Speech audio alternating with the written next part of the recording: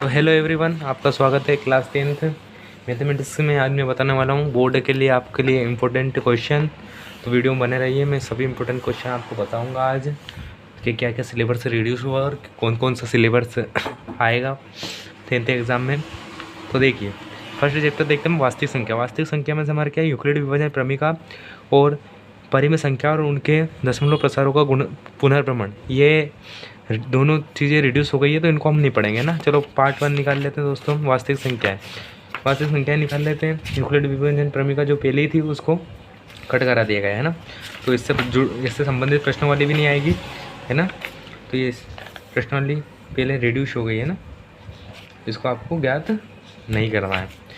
चलो आगे बढ़ते हैं। तो 1.2 यहाँ पर आएगी आपकी, है ना।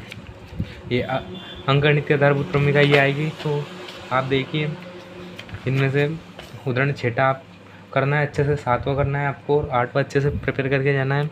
1.2 में आएंगे हम। 1.2 में आपको पहला करना है, दूसरा करना है, तीसरा करना है, चौथा करना है, 5वां करना है, 6ठा करना है और 7वां छोड़ देना है ना। बहुत सरल है, आपको एचसीएफ ज्ञात करना रहेगा इसमें, तो बहुत सरल है, आप कर लोगे। फिर आएगा आपरिमेय संख्याओं का पुनर्भ्रमण, ये भी नहीं रिड्यूस हुई है, तो इसको हमको पढ़ना है ना।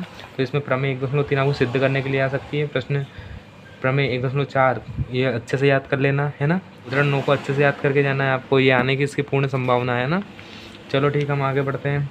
10वां भी आप देख सकते हैं, 10वां भी बहुत बार आता है, तो ये 9वां 10वां और ये प्रमेय 1.4 इसको अच्छे से याद करके जाना है आपको, है ना।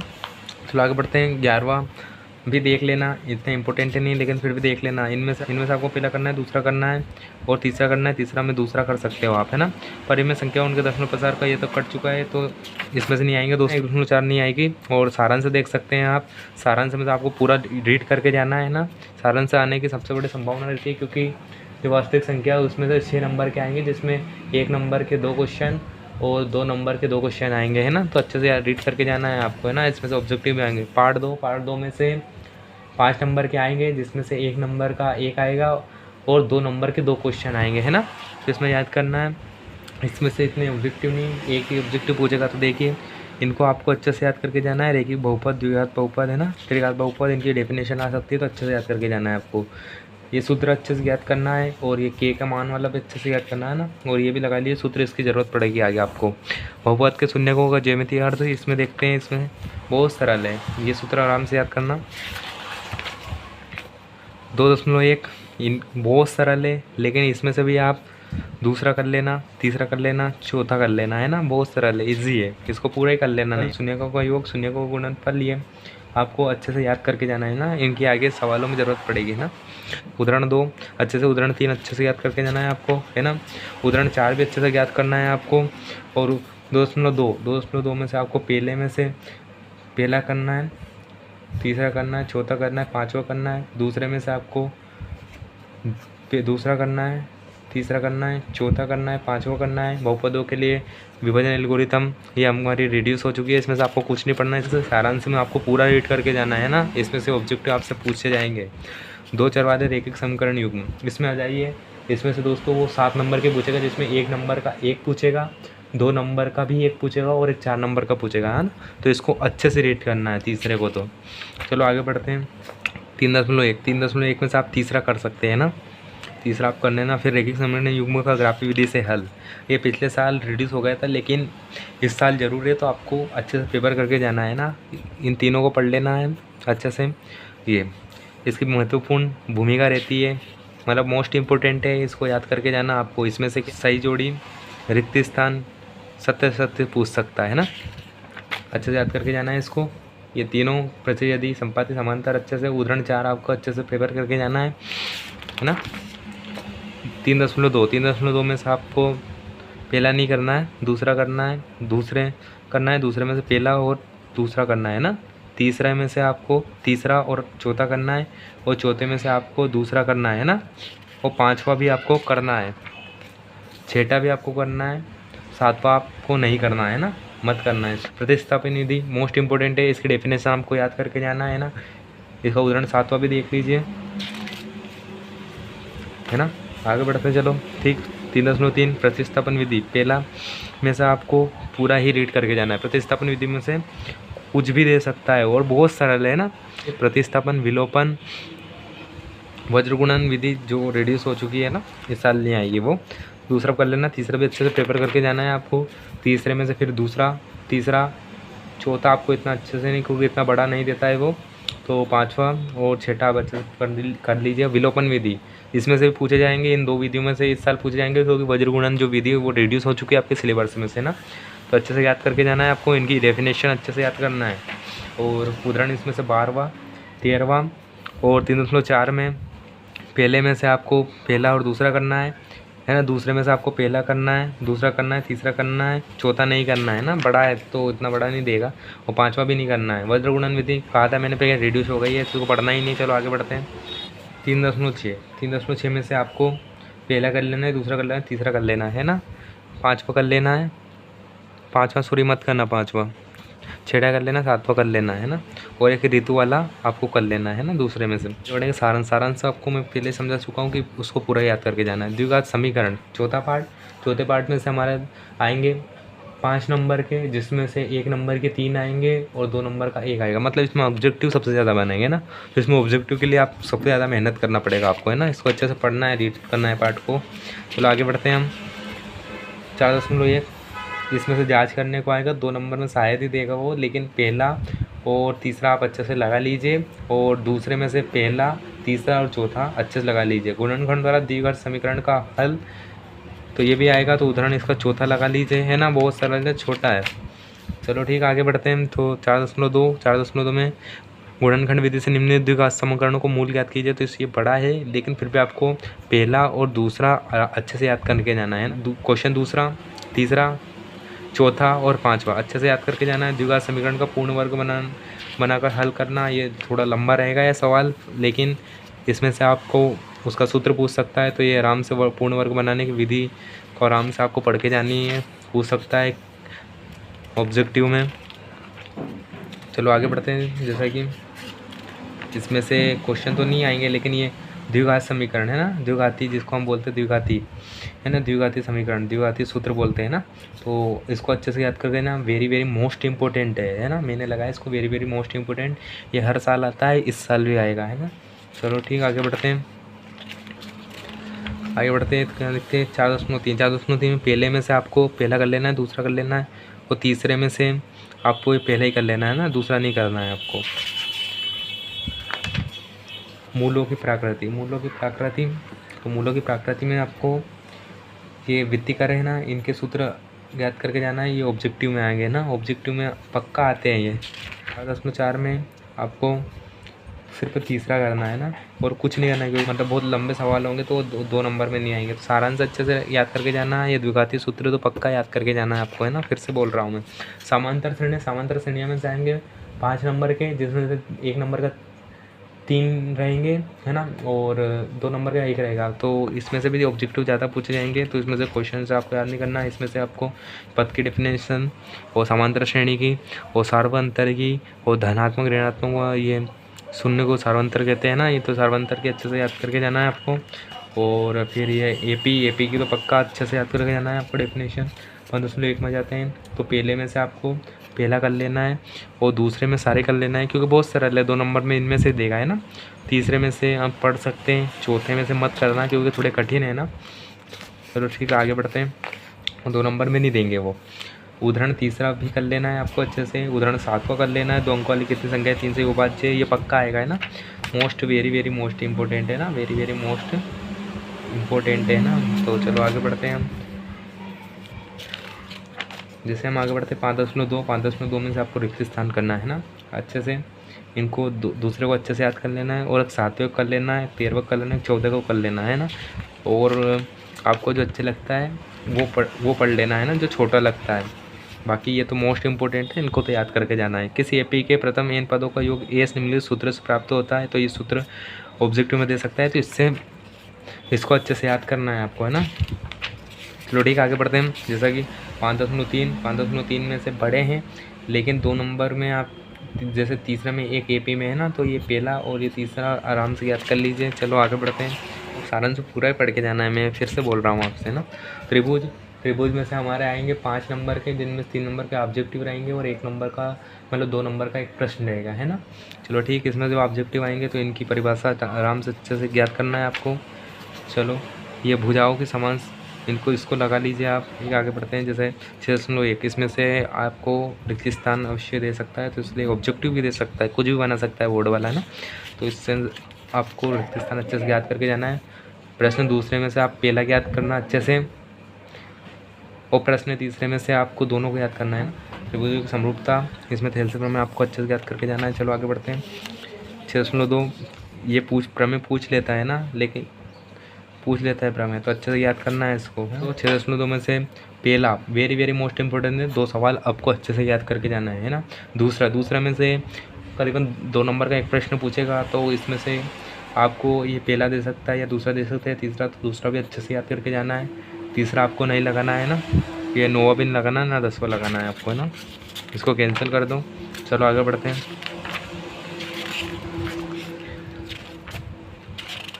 ये 7वां टेंट लगा लीजिए, क्योंकि पिछले साल नहीं पूछा तो इस साल पूछने की पूर्ण संभावना है ना इसकी, लेकिन हर साल आता है ये, है ना। 6.3 में से आप पहला ही कर लीजिए और चौथा कर लीजिए और 5वां कर लीजिए, है ना। चलो आगे बढ़ते हैं। फिर समरूप त्रिभुजों के क्षेत्रफल, तो आगे बढ़ते हैं हम। तो इसमें से ये बड़े सवाल है, 2 नंबर में नहीं पूछेगा, लेकिन 6.4 में से आपको पहला कर लेना है, क्योंकि पहला क्वेश्चन रहता है ना, उसकी आने की संभावना अधिक रहती है ना, तो इसको इसलिए पहला क्वेश्चन आपको हर एक का याद करके जाना है ना। चलो ठीक, हम आगे बढ़ते हैं।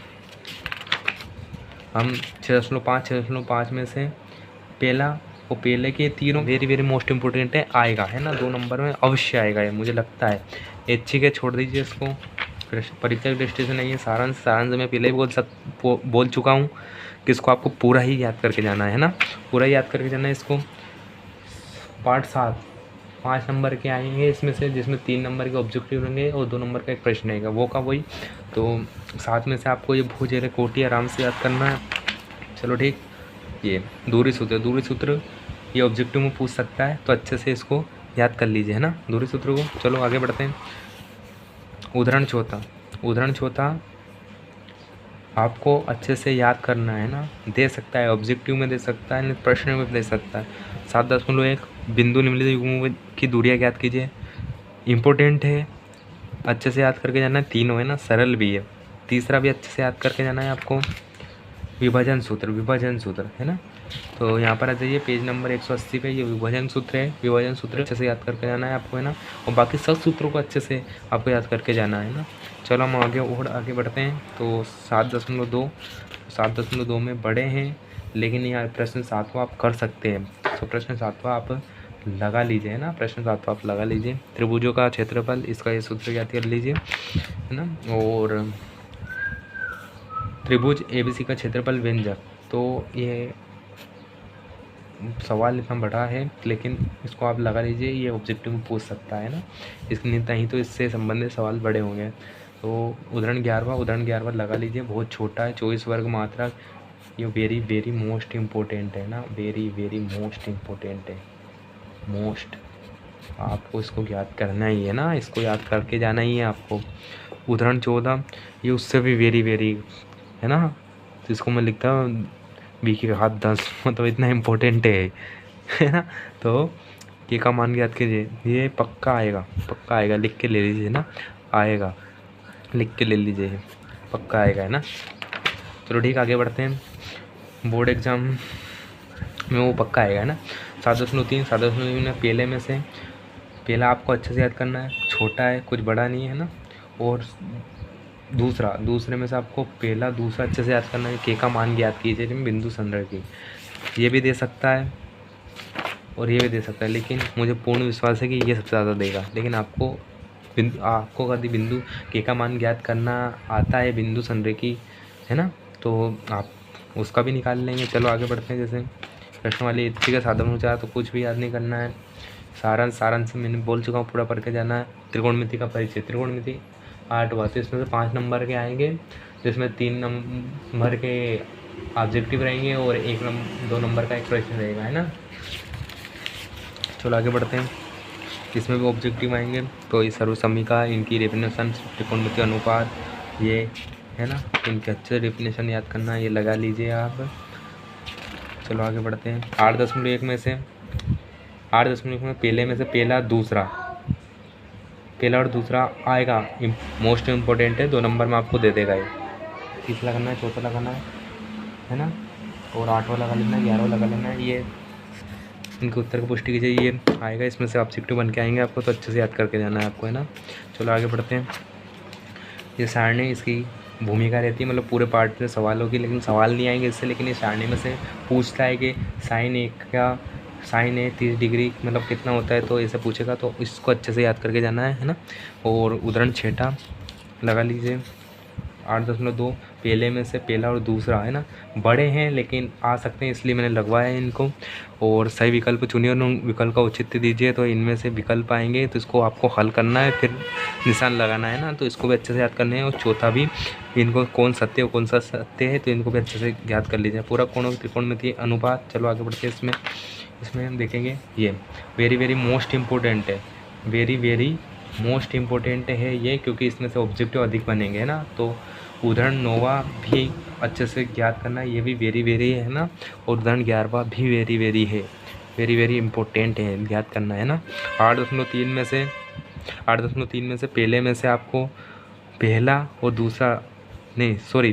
दूसरा और तीसरा आप अच्छे से याद करना है ना, वो कुछ नहीं करना है। बड़े कोसाइन, ये वेरी, ये जो जितने भी सर्वसमीका है, ये पहली, दूसरी, ये तीसरी, है ना, जितनी भी ये सर्वसमीका है, ये ऑब्जेक्टिव के रूप में आएगी, ये पक्का है ना। तो इसको अच्छे से याद करना है आपको, अच्छे से याद करके जाना है इसको। 8.4 में से 3 मान निकालिए, है ना, तो इसमें दूसरा ही लगाना है आपको, सही विकल्प है। तो इनको अच्छे से याद करके जाना है आपको, है ना। चलो सारांश तो मैंने बोल ही दिया, पूरा पढ़ के जाना है। त्रिकोणमिति के कुछ अनुप्रयोग है ना, त्रिकोणमिति कुछ अनुप्रयोग है, तो इसमें इस पार्ट में से आपको 5 नंबर के आएंगे, जिसमें से 2 नंबर का ऑब्जेक्टिव आएंगे और 3 नंबर का एक क्वेश्चन आएगा इसमें से। चलो देखें। दृष्टि रेखा, अनन्य कोण और दृष्टि, है ना, तो इनको अच्छे से आपको पढ़ के जाना है। अवनमन कोण, है ना, तो अच्छे से। इसमें उदाहरण 3 ये वेरी मोस्ट इम्पोर्टेंट है, लिख के ले लीजिए, ये आएगा, पक्का आएगा ये, है ना, लगा लीजिए, आएगा, है ना। उदाहरण 7वां भी मोस्ट इम्पोर्टेंट है।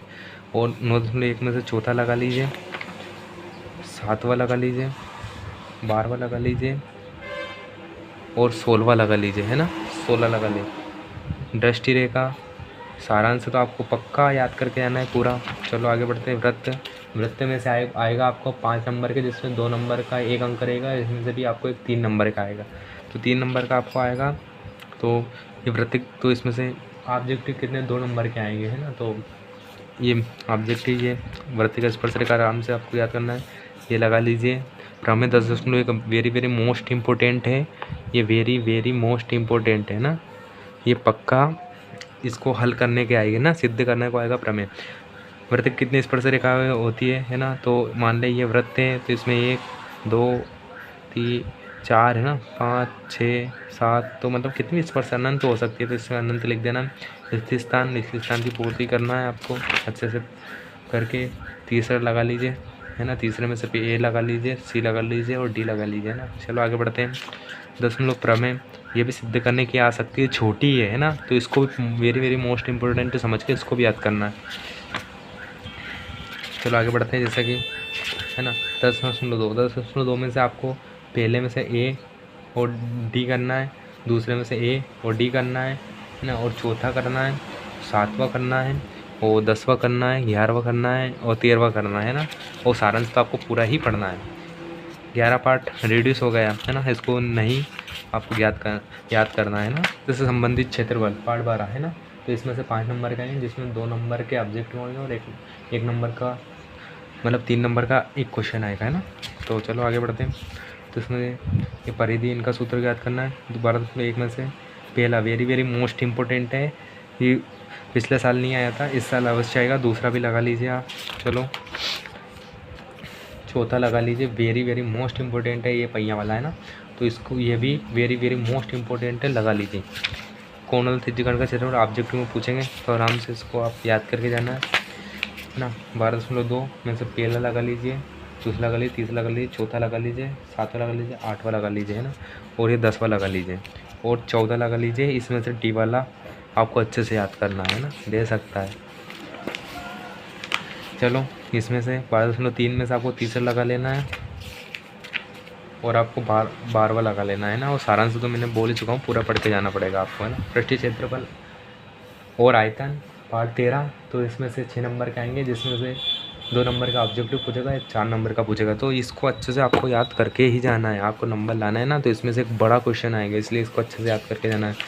चलो आगे बढ़ते हैं। अर्धगोले का वक्रीय क्षेत्रफल, तो इसको ऑब्जेक्टिव में पूछ सकता है और इसका सूत्र का आपको पूरे पार्ट में आपको वो मदद मिलेगी सूत्र से, है ना। तो उदाहरण चौथा लगा लीजिए आप। 13वें में से पहला, तीसरा और चौथा मोस्ट इम्पोर्टेंट है और 8वां भी मोस्ट इम्पोर्टेंट है, तो अच्छे से याद करना है ना।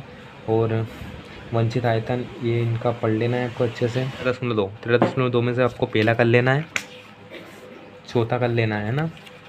ये ठोस एक आकार से दूसरे आकार में रूपांतरण, ये रिड्यूस हो गया, आपको नहीं पढ़ना है ना। चलो आगे आ जाइए पेज नंबर 277 पे। तो शंकु का चिन्हक भी रिड्यूस हो चुका है, तो इसको भी आपको याद नहीं करके जाना है। ऐच्छिक तो हम याद करते ही नहीं है ना। तो सारांश आपको पूर्ण मतलब पूरा याद करके जाना है। इसमें से आपको ऑब्जेक्टिव पूछ सकते हैं सांख्यिकी में से आपको 5 नंबर के आएंगे, जिसमें से एक ऑब्जेक्टिव आएगा और एक 4 नंबर का आएगा ना। तो इसको भी अच्छे से याद करना है। चलो ये सूत्र इसको सिग्मा कहते हैं ना, सिग्मा कहते हैं, तो पूछ सकता है कुछ सूत्र पे अच्छे से आपको याद करना है ना। ये माध्य का सूत्र है ये तो, और ये अच्छे से याद करना है आपको। प्रत्यक्ष विधि की डेफिनेशन आ सकती है और इसके सवाल भी आएंगे प्रत्यक्ष विधि के। या काल्पित माध्य विधि है ना। तो इन सबके सूत्र आपको सारांश में मिल जाएंगे, तो वहाँ से अच्छे से उनके सूत्र याद करके आप इन सभी सारणियाँ इनका मान निकाल सकते हैं। पग विचलन विधि, तीनों विधि आएगी, है ना। और तीनों विधि में से एक बड़ा सवाल है। 2.1 में से आपको दूसरा कर लेना है, तीसरा कर लेना है, 5 कर लेना है। आप जब भी इनको ज्ञात कर सकेंगे जब आपको कल्पित विधि मतलब ये तीनों विधि आपको अच्छे से याद आएगी, उनके सूत्र अच्छे से याद होंगे आपको, है ना। चलो बहुलक का सूत्र है, इसको अच्छे से लगा लीजिए और फिर आगे बढ़ते हैं हम। 14.2 में से आपको पहला, दूसरा और 5वां अच्छे से याद करना है ना।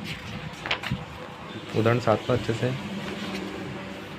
और माध्य का सूत्र है वो सब है, तो इसको अच्छे से ये भी लगा लीजिए। और 14.3 में से आपको पहला, दूसरा और चौथा नहीं करना है आपको, है ना। संचय बारमद्दा बंटन का आलेखी निरूपण, ये आपका रिड्यूस हो चुका है, तो इसमें से आपको कुछ भी नहीं पड़ा। सारांश आपको अच्छे से पक्का में याद करके लेना। और ये सूत्र है ना, प्रत्येक विधि, कल्पित माध्य विधि, पग विचलन, मैंने पहले बोला था। तो इनमें से अच्छे सूत्र आपको याद करके जाना है ना। इधर भी है तो पूरा सारांश से पढ़ना है। पार्ट 15 में से हमारा आएंगे 6 नंबर के, जिसमें से 2 नंबर का ऑब्जेक्टिव आएंगे, 2 प्रश्न आएंगे 2 नंबर के। चलो आगे बढ़ते हैं। ये आता ही है, ये अनुकूल परिणामों से बटे कुल परिणाम, है ना। उदाहरण पहला लगा लीजिए आप, है ना, उदाहरण पहला लगा लीजिए। और ये प्रारंभिक घटनाओं के प्रतीकों का योग है या एक है या व्यापक रूप में मिल सकती है, तो ये डेफिनेशन पूछ सकता है, तो आराम से इसको याद करना है। और व्यापक रूप में किसी घटना ई के लिए यहाँ सत्य है कि, तो ये भी अच्छे से याद करना है। पूरा घटना इनके डेफिनेशन आपको अच्छे से पढ़ के जाना है। और असंभव घटना किसे कहते हैं, तो ये पक्का आप ये वेरी लगा सकते हैं इसमें ऑब्जेक्टिव के रूप में। चलो ठीक, आगे बढ़ते हैं। जैसे कि उदाहरण आपको करना ही, उदाहरण आप 5वां कर सकते हैं। उदाहरण 5वां है ना, कर लीजिए। उदाहरण 5वां भी देख लेना है। 15 पर जाइए। रिक्त स्थान आपको पूरा ही याद करके जाना है ना, कोई भी शंका की बात नहीं इसमें। प्रश्न 2 में से आपको पहला, तीसरा, चौथा, 5वां, 7वां, 8वां, है ना। आपको अच्छे से इनकी तैयारी करके जाना है। सारांश आपको पूरा ही पढ़ के जाना है। मैं अब भी बोल रहा हूँ, पूरे पाठों का सारांश आपको अच्छे से पढ़ के जाना है। अगर आपको वीडियो अच्छा लगा है या कुछ समझ में आया है तो प्लीज़ लाइक और सब्सक्राइब कर दिए चैनल को। मैं बोर्ड से संबंधित ऐसे कई वीडियो आपके समक्ष लाता रहूँगा, है ना। और आप अच्छे से प्रिपरेशन करें।